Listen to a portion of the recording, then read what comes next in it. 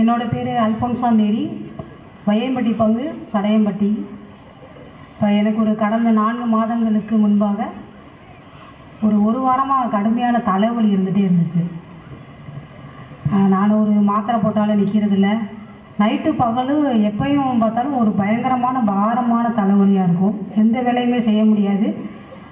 என்னோட தொடர்ந்து இப்படி வலிச்சுட்டே இருக்குது, என்ன பண்ணுறது அப்படின்னு ஒரே கவலையாக இருந்துச்சு. ஃபாதர் திருப்பலி வைக்க வரும்போதெல்லாம் அவங்க பங்கலில் நடந்த யாரெல்லாம் சுகம் பெற்றாங்க அப்படிங்கிறத பற்றிலாம் மறைவுரையில் சொல்லுவாங்க. எனக்கு கொஞ்சம் தயக்கமாக தான் இருந்துச்சு. இருந்தாலும் சரி, நமக்காக ஜெபம் பண்ண சொன்ன ஃபாதர், எனக்கு ரொம்ப ஒரு வாரமாக பயங்கரமாக தலை வலிக்குது ஃபாதர். சரிம்மா, நான் ஜெபம் பண்ணுறேன் அப்படின்னாங்க. அப்போ என்னோடய தலையில் கை வச்சு அவங்க இப்படி ஜெபம் பண்ணும்போது எனக்கு அப்படியே நமக்கு ஒரு கரண்ட்டை தொட்டால் இப்படி ஷாக் அடிக்கும்போது ஒரு மாதிரி இருக்கும்ல, அது மாதிரி நான் ஃபீல் பண்ணேன். அப்புறம் நான் ஜெபம் முடிஞ்சு போயிட்டு அடுத்த நாள் காலையில் சுத்தமாகவே அந்த தலைவலியே இல்லை. இப்போ ஒரு 4 மாதம் ஆச்சு, அந்த ஒரு ஃபீலிங்கே எனக்கு வரல. எனக்கு அந்த ஜெபிச்ச நேரத்தில் எனக்கு சுகம் கொடுத்த இயேசுவுக்கு நான் நன்றி செலுத்துகிறேன். அதுக்கப்புறம் இந்த பெரிய வெள்ளி அன்று ஒவ்வொரு தடவையும் ஈஸ்டர் மாதம்னா ரொம்ப ஆர்வமாக கலந்துப்பேன். பெரிய வெள்ளிக்கிழமை அந்த திருச்சிலுவை முத்தி செய்கிற சடங்கு நடக்கும் இல்லைங்களா? அப்போ ஃபாதர் சொன்னாங்க, எல்லோரும் கண்ணு மூடி, இது ரொம்ப முக்கியமான நேரம், ஜெபம் பண்ணுங்க.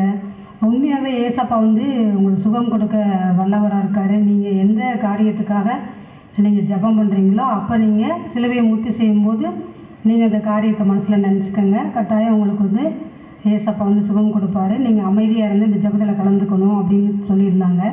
நான் இது வரைக்கும் ஒரு தடவை கூட திருப்பலியில் இது முத்தி செய்ய போவோம், ஆனால் சாதாரணமாக முத்தி செஞ்சுட்டு வந்துடும் ஒரு காணிக்கை செலுத்திட்டு. ஆனால் இந்த வருஷம் எனக்கு அது புதுமையாகவே இருந்துச்சு. நான் அதை சரி, நம்ம ஒரு அரை மணி நேரம் நமக்காக ஜெபிப்போன்னு ஜெபம் பண்ணிவிட்டு எனக்கு ஒரு கால் மட்டும் குதிங்காலில் ரொம்ப வலி இருந்துகிட்டே இருந்துச்சு.